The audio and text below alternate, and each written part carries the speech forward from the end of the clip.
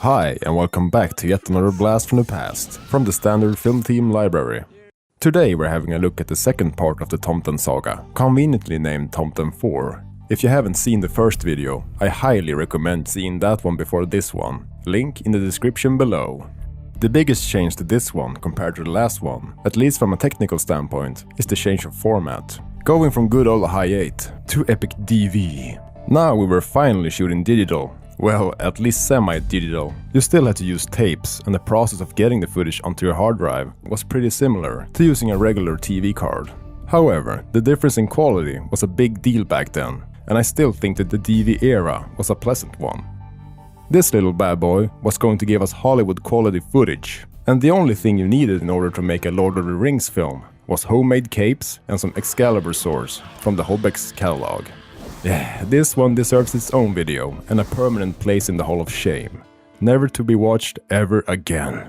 Now, Tomten 4 from 2004. Another change to this film was the use of our own music. Just listen to this heavy mix.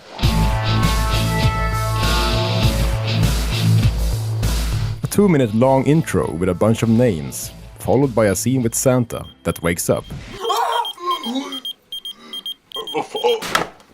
Mandatory ass crack. A getting dressed montage. I guess he's suffering from some trauma and needs to be armed at all times nowadays. Boom, Tomten 4. A 1-minute long montage with Santa driving for no reason. We get to know that Santa is having a hard time replacing his former financial advisor, which the villain Joker Toybox killed in the previous film. We get a flashback scene with them drinking for some reason, and Santa reminisces about the good old days, when they partied every night. The financial advisor is more of a fine taster, compared to Santa's excessive drinking habits. He passes out and wakes up somewhere else. This flashback takes forever. Santa finally reaches a bathroom, and then the puke fest starts. The financial advisor is sleeping safe and sound, when Santa suddenly pukes sour milk on his face. This montage doesn't serve the story at all, besides showing another messed up side from Santa. Outside a convenience store, close by, we see a junkie holding on to what looks like a certain hat for a certain person. Intriguing. Then we are inside somewhere, seeing a wall with scribblings like "Damn Santa," "Fat Santa," "Toybox equals handsome/sexy," "The Bear Model 2000 shall receive the Nobel Prize," "Toybox is the smartest and shall take over the world," etc. We now meet the main villain, Joker Toybox, once again, but this time in a more broken state, clearly suffering from schizophrenia and other mental health problems.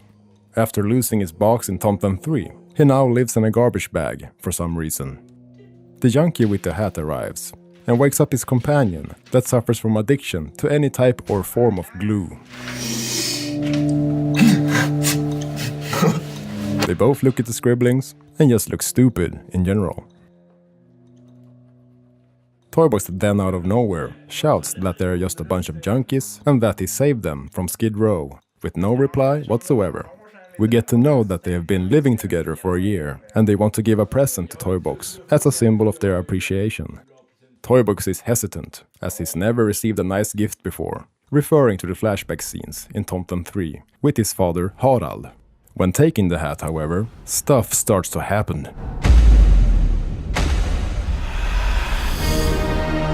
Toybox is now back in his former glory, all thanks to a random hat that could have been purchased anywhere. And as any good henchman would do, they are always prepared with the police siren and Toybox soundtrack of choice. He now finally thinks clearly, thanks to getting his old hat back, and instantly comes up with a new plan that involves spying on Santa and getting a new box for himself. When questioned if he just bought the hat from a local convenience store, the henchman punches the other one in the face, and the scene just keeps dragging on forever. Besides not really moving the story forward compared to Tomten 3 and 5, this film has some serious issues with pacing, with scenes that are twice as long as they have to be. Insert epic transition to Santa's face. We're now back in Santa's workshop. I guess that they are having a staff meeting of sorts. Anyhow, Santa introduces an intern who is more interested in playing games rather than listening to Santa. The intern's name is Ola, and he's going to stay at the workshop for 2 weeks. Ola's ambition is to work with the IT department in Santa's workshop when he grows up. Santa, however, is not interested in hearing this crap, and he's told to get out of his face for a little while. Then Santa asks the intern how the sales are going. We now get to know that the company is doing poorly, and competitors like Harry Toys and Boy Talks have doubled their profits this year. Santa gets mad and says something like, "What the hell? You as an unpaid intern is of course expected to increase the company's profits." The Bear Model 2000 was never released the previous year due to the conflict with Joker Toy Box, and Santa refuses to restart production without explaining why. Lieutenant Santa Hat, aka Lieutenant Luva, was responsible to retrieve Toybox's dead body, but it's still nowhere to be found. When asked if his troops have retrieved and destroyed the 3 remaining Bear Model 2000 cyborgs from last year, it turns out that only 2 bears were found, due to a failure in communication. Lieutenant Santa Hat is given the order to seal off the woods until the final bear is retrieved. It's now nighttime, and the 2 junkies are outside Santa's workshop, doing some spy stuff. Apparently, they have 0 security measures, so anyone can just climb over the fence and break in. We are introduced to Santa's scientist, who has a hard time understanding what he says. Santa becomes mad, of course, and an improvised and very unnecessary argument takes place. Besides the film suffering from way too long scenes, the improvised dialogue is just a distraction that doesn't give any weight to the story. I guess our strategy was basically that in order to make a longer film, we just had to make longer scenes, with a bunch of nonsense. I personally like the nonsense, just for nostalgic reasons, but watching this film from an adult perspective, this film could easily be cut down to maybe 35 minutes instead of the final 58. This rant goes on for 35 seconds, without going anywhere. Now we get to know that Santa has a hidden agenda, and we are shown a brand new time machine. And there's also a penis joke in there that I don't care to translate because it's really dumb. The machine has a bunch of neat functions, such as the option to actually choose which year you want to travel to. The only markings are forward and reverse, so it's impossible to know exactly where you're gonna end up. But who cares? Visible tripod in the background. Santa asks how far back he must go to be able to save his old financial advisor, and it's about this much. Toybox gets intel about the time machine and orders the junkies to take him there, in the sealed-off woods of Norrland. A Santa soldier is guarding something in the woods. The soldier is addicted to snooze and is completely unaware of his surroundings when he gets shot by one of the junkies. The gun smoke effect was done with the use of flour that was blown out next to the camera. There's no explanation about how the bad guys suddenly found the place or why there were only one guard. Also, if they found the missing Bear Model 2000, why didn't they report it and destroyed it in the first place? We are now in a Toybox factory, I guess. When I think about it, we are never told or shown where exactly Toybox been holding up for all this time. I'm overanalyzing this way too much. It seems that Toybox is doing some major engineering with the retrieved head of the Bear Model 2000. Dual keyboard action, yeah! He gains access to the Bear's operating system, and there's an evil AI feature, which Toybox installed in the previous film. Toybox types in the mission objectives, with the first one being to go back in time, to save his legs from being chopped off by the junkie sled driver we saw in the previous film. The second objective is to eliminate Santa in the past, for evil reasons. The third one is to blindly follow every order from the young Joker Toybox. The evil level is currently at maximum and requires a new firmware upgrade. The amazingly evil AI, version 6.66. The firmware gets installed, and we get a shot from the inside of the bear's head with a bunch of mechanical sounds. Toybox connects the head to a new body and welds it together with something that's obviously not a welding torch. The improved Bear Model 2000 is activated and its head flashes because it's epic. You can clearly see the power cable to the strobe light, but who cares? Toybox asks the cybernetic Teddy who it is and what the new directives are. It replies by saying its name is the Bear Model 2000 with an upgraded AI, including features like dancing, playing and killing. Toybox corrects the Teddy by saying it should focus on killing instead of dancing and playing. Insert mandatory evil laughter and close up on that black tooth grin. Back in Santa's workshop, the scientist is taken as a hostage and the bad guys takes over. In the previous film, Santa actually had a security system, but I guess the entire company is suffering from budget cuts or something. The chest is placed upside down and you can hear a complaining voice from the inside. Toybox makes the most unepic entrance in the entire franchise, and he's not pleased by this. He complains and refers to his previous henchmen that were always ready with music and blinking lights. The scientist is now forced to send the Bear Model 2000 back in time. The bear successfully travels in time, and Toybox is delighted by the results. Suddenly, they hear Santa mumbling from the outside, and he's getting closer. The scientist gets tied up, and scene. Santa took forever, so the bad guys managed to get away somehow. The scientist is untied and explains what's happened. Santa demands to be sent back in time as well, and the action begins.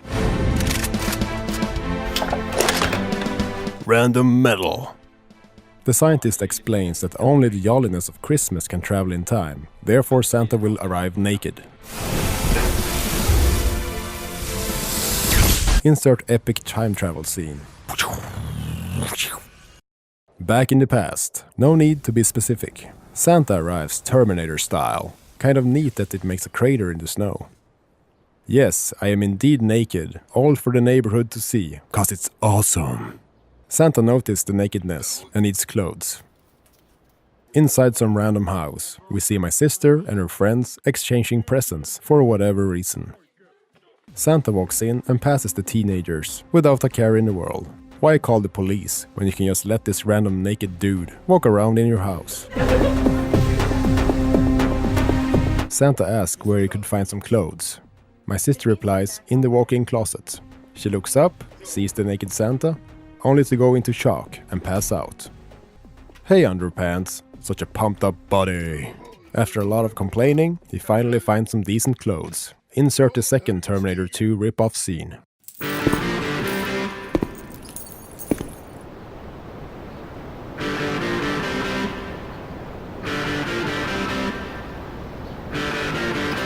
Now we're at Santa's old apartment for some reason. This movie really doesn't feel the need to explain things. Santa breaks into his old apartment, credit card style. The only reason this scene was made was so that Santa could find a weapon, but why we needed a separate scene for that, instead of just letting him find a gun in the house, where he also found the clothes. It's not all due to bad writing. Suddenly, the doorbell rings, and Santa takes cover. It turns out that it's a crappy door salesman that sells random magazines. He seems to have no problem with breaking in. He then sees Santa and gets punched in the face with the buttstock of the gun. Blah blah blah, end scene. The home of the Toybox family. This scene plays out at the same time from the flashback scenes in Tomten 3, where Father Harald locks little Toybox up in a cardboard box for still unknown reasons on Christmas Eve. Young Toybox enjoys Tomten 2 on the TV, so there's an Inception thing going on. Harald tells Toybox that he should go and play outside instead of watching this garbage. Toybox is now outside, mumbling to himself about how crappy his life is in general. The Bear Model 2000 is closing in with a positive ID on the young Joker Toybox. He is slightly freaked out by the bear's appearance, and while it introduces itself, the bear successfully stops the junkie on the sled from chopping Toybox's legs off.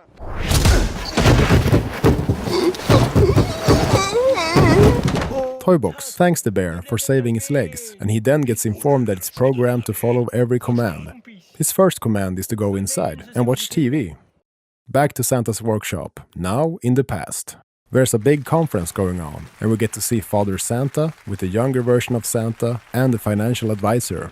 Father Santa is retiring from his position and hands over the ancient mulled wine, which has been within the family for centuries, to his son. Insert random photoshoot. The new Santa and the financial advisor instantly starts to talk about the new commercial direction for the company. For some reason, Santa is all about profit and sees his new helpers as unpaid slaves. There's no backstory whatsoever to his greedy nature. Santa is just a douche by default. Insert epic riff. We now see Father Harald doing the laundry when suddenly the doorbell rings. Apparently, bananas and clogs can be washed as well as clothes. Harald thinks it's just a door salesman, when it's actually Santa from the future. Santa claims to have a present for a young Toybox and wants to go inside. Harald finally lets him in when explained that Santa will do this for free. Much split screen. Such wow. Harald doesn't seem to care and goes into the kitchen. Toybox gets excited by meeting Santa and randomly getting another gift on Christmas. It's slow motion time.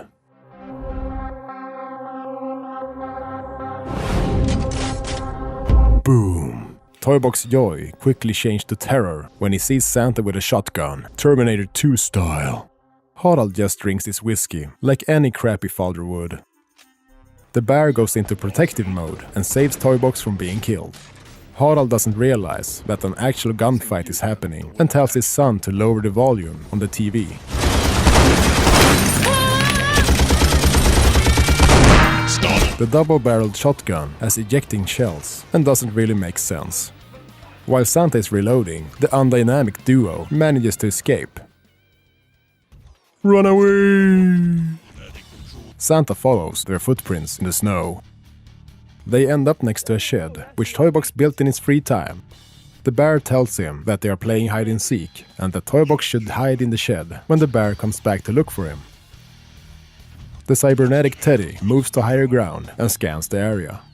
It sees the younger Santa walking around for no reason, and proceeds with the second objective, to eliminate Santa in the past. The bear fails to complete the task, however, as killing Santa in the past will result in the bear Model 2000 never being created. Santa complains about the lack of snow and walks away. Future Santa is back, and the action continues. The mandatory jump in not so epic slow motion. Santa is out of ammo and makes a run for it. The bear shoots his shades off without killing Santa because reasons. A random Scottish guy is shoveling snow and accidentally hits Santa. He gets mad and tells the random guy to give Santa the shovel in order to show him how it's done, but he hits the guy instead and runs away to continue the fight. Santa now has the upper hand with this bulletproof shovel. It's impossible for the bear to shoot elsewhere besides at Santa's head, and the ammo runs out. Now it's shovel versus tripod gun arm. Santa is losing the fight, but manages to get back up again to finish off the evil bear. The bear's head is chopped off, and the threat to all mankind is neutralized. Santa finds the young Toybox in hiding and starts to pulling his ear. Santa says that he would save a lot of time if he killed Toybox here and now, but because he's Santa, he will only kill him as an adult instead. Toybox is left in the snow, with no further explanation. Okay though. Suddenly, we see a bicycle closing in. Is the junkie on the sled, now on a bike for some reason? The inevitable happens, and Toybox loses his legs once again. You just can't change time. Damn it! It's now 6 months later in the present time, and we see someone cleaning the research facility. The vacuum cleaner breaks down, and the helper tries what he thinks is just another vacuum cleaner. The time machine is activated, and Santa travels back to the future. Now, why Santa's been away for half a year is pretty weird, but the real reason is that making this film took way longer than expected, so we basically had to finish it during the summer. Due to extreme laziness, we just had Santa's hand popping into the frame, while saying that he's back. While Santa's been away, he has been receiving VHS tapes from Toybox with threats and demands. He realizes that time cannot be changed, as he's still without legs, and therefore has a new plan. His first demand was that Santa must give him the world within a week, or he will execute the intern Ola, which was kidnapped at some point. The intern pleads to Santa and complains about his kidnapping situation, as he's only fed with cornflakes with the occasional banana while being tied up. This tape was received the day after Santa traveled back in time. Santa is surprised and asks how long time he's been away, and Lieutenant Santa says 6 months. Insert random panic face and go out to the next room to verify the situation. Santa now realizes that it's summer and that he missed Christmas. We get to know that Toybox has sent a bunch of tapes, and this is the latest one. Apparently he has sent 26 tapes and is mad about the lack of response. Toybox lowers his demands for the last time and will settle with Santa's workshop as an exchange for the intern. He complains about the feeding expenses, as the intern Ola apparently eats cornflakes like a pig. Now bloodier than before, the intern still complains about only being fed cornflakes and wants to be rescued. The lieutenant asks Santa if he has any idea where Toybox might be. Santa replies by mumbling something about finding a shed that Toybox built in the past, It's just really bad writing, so let's get on with this. I always liked how he wears his hat, on top of the helmet. They've located the shed, and it's guarded by Russian mercenaries, for some reason. The army of two is preparing for some mighty action. Santa sees one of the mercenaries, and kills him off. Flower is the best smoke effect ever. With video game-like AI, another mercenary walks up and pokes at the body, only to be shot as well. We used flower even for body hits. You can even see the flower-filled hand in the shot, which is awesome. The bad guys can't hit a thing, as expected, and Santa dominates the fight. Back at the shed, Toybox is notified about Santa's arrival, and he comes up with an ingenious plan, which we don't get to know yet. The mercenaries move out, while Lieutenant Santa Hat is patiently waiting to kill them off. Now all hell breaks loose, but no one seems to know where he is. Pretty lazy action scene, no need for spatial awareness. Santa mumbles something in the radio, and the lieutenant says affirmative and moves forward. We are finally reintroduced to one of the junkies who's enjoying his peeing session. He sees Santa, zips up, and the action continues. The action scenes overall are pretty bad, but I'm still sort of impressed that this scene is a wide shot and fairly easy to follow for a little while. Epic tree cover. Sometimes even Santa can't hit anything when he obviously has a clear shot. Lieutenant Santa Hat scouts the area for more bad guys. One of the baddies makes this super move, but gets shot anyways. They start to pose for no reason, and get shot off one by one. A bunch more dies, but I don't really care to show it. The junkie starts throwing commando teddy bears with guns, referring to the previous film, when they were a part of Toybox production line. He must have really deep pockets, cause it throws about 10 commando teddies. Santa is now sick of this crap, and inserts a Christmas cracker into the grenade launcher. Best CGI explosion ever made. His partner in crime is also in the woods, getting high as always. Lieutenant Santa Hat is onto him, and yet another shootout begins. This is the third time a character is playing against himself, due to an incredible lack of actors. The junkie is the worst marksman ever, and doesn't hit a thing. He then suddenly stops shooting for some reason, just keep being stoned in general. Great writing, as always. Lieutenant Dan just walks up and kills him off. Dying Blair Witch style is the only way to go. The army of two teams up and finishes off the remaining bad guys. They see Toybox just sitting in the shed, and Santa prepares yet another Christmas cracker. Just feel the tension.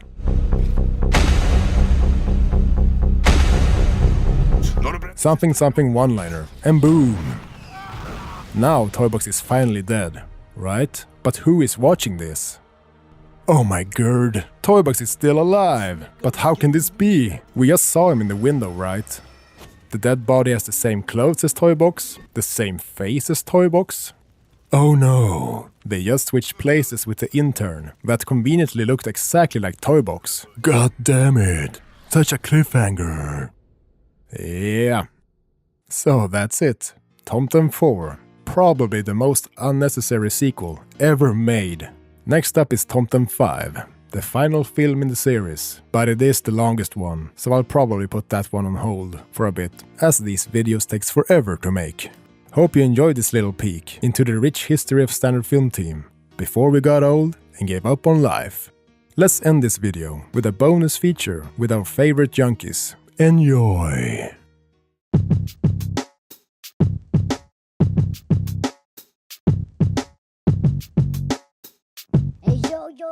Yo, this is a message from Mr. No Leg Man.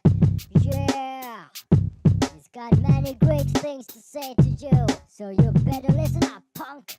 Yeah, I was raised to study leather.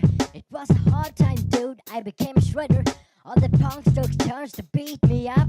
Man, I used to be so fucked up. I got the legs, but it ain't a problem. All the bitches still come to me for the honey. All the dogs look at me with envy. They all wanna be like me. Hey. Hey, yo, hey, yo. This is Mr. No Leg talking. Yeah. Hey, yo, hey, yo. This is Mr. No Leg talking. Yeah. It's hard to be as cool as I am. You need many dollars for the bling bling, but I got it all covered, yo. I rob old ladies in the streets, yo. Big holla for my homies. They care